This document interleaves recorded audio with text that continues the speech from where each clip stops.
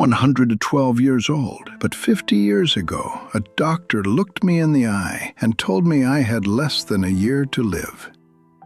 My name is Walter Hayes, and I remember the smell of that hospital room more clearly than I remember my own wedding day.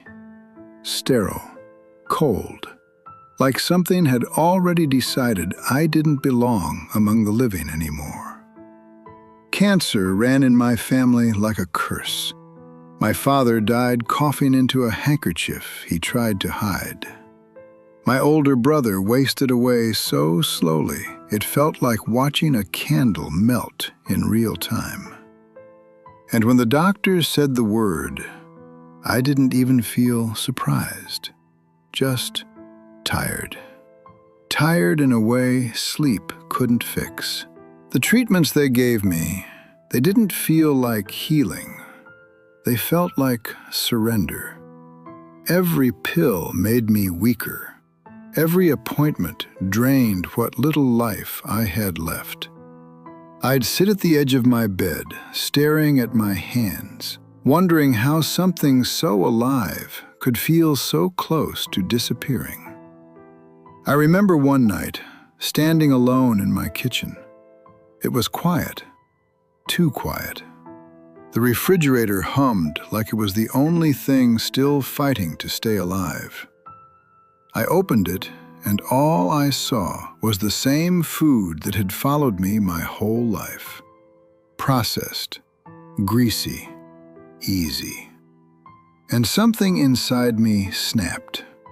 Not loudly, not dramatically, just a quiet voice that said, if you're going to die anyway, why not try something different first? That was the moment. Not in a hospital, not in a doctor's office, in my kitchen, with a flickering light above me, and a man who had nothing left to lose. That's where I took my life back. And it started with 5 simple foods. Nothing fancy, nothing expensive, just real food, eaten with intention. The first one looked so small, I almost laughed when I learned about it. Broccoli sprouts. Tiny, fragile, almost insignificant. But to me, they became something else entirely. I call them the cleanser. Because back then, my greatest fear wasn't the pain. It was the idea that my own body had turned against me. Like something poisonous was growing inside, silently, without permission. What I learned is that these little sprouts carry something powerful. A compound that helps the body flush out toxins. Like turning on a cleaning system deep inside your cells. It doesn't just sit there. It forces damaged, dangerous cells to shut down, to self-destruct before they become something worse. And that mattered to me, because I didn't feel clean anymore. I felt invaded. So every morning, I'd take a small handful of those sprouts and sprinkle them over whatever I had. Sometimes just plain bread. Sometimes porridge if I had oats lying around. No seasoning, no tricks, just chew, slowly. At first, it tasted like nothing, but over time, it started to taste like hope. The second thing that saved me was something you've probably seen 100 times and never thought twice about. Green tea. I call it the daily detoxifier. Because cancer, it doesn't always shout. Sometimes it whispers. It hides. It spreads quietly while you're busy living your life. That terrified me. The idea that something could be growing without me even knowing. Green tea became my quiet defense. Inside it, there are these natural compounds that fight off damage, slow down abnormal growth, and calm the kind of inflammation that feeds disease. It's like a gentle shield, working silently in the background. Every morning, I'd boil water on that same old stove, drop in the tea, and just sit there, holding the cup with both hands.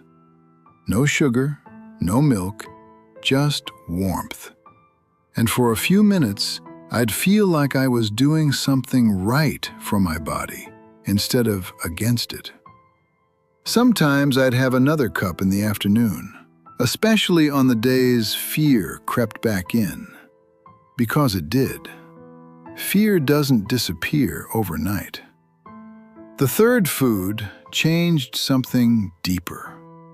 Turmeric. Bright, golden, almost too simple to matter. But I call it the healer. Because what scared me most wasn't just dying, it was decaying. The thought of my body breaking down from the inside, inflamed, swollen, failing, piece by piece. Turmeric works differently. It calms the fire inside you, the kind of internal inflammation that quietly destroys cells and creates the perfect environment for disease to grow. It also helps stop damaged cells from multiplying and cuts off the support they need to survive. In plain terms, it helps your body recognize what doesn't belong and deal with it. I didn't take pills. I didn't buy anything expensive. I'd just take a small spoonful and mix it into whatever I was cooking. Eggs, soup, even just hot water some days. The taste was earthy, strong, but over time it felt like strength, like my body was finally fighting back. Then came something I used to ignore completely: mushrooms. I used to think they were just filler food, but they became my silent warriors. Because one of the deepest fears I had was that my body would stop defending itself, that my immune system would just give up. Mushrooms change that. They contain these natural compounds that wake up your immune system. They activate the very cells designed to hunt down threats, to recognize what doesn't belong, and destroy it. It's like giving your body an army when it had almost surrendered. I didn't prepare anything fancy. I'd slice a few mushrooms, throw them into rice, or boil them into a simple broth.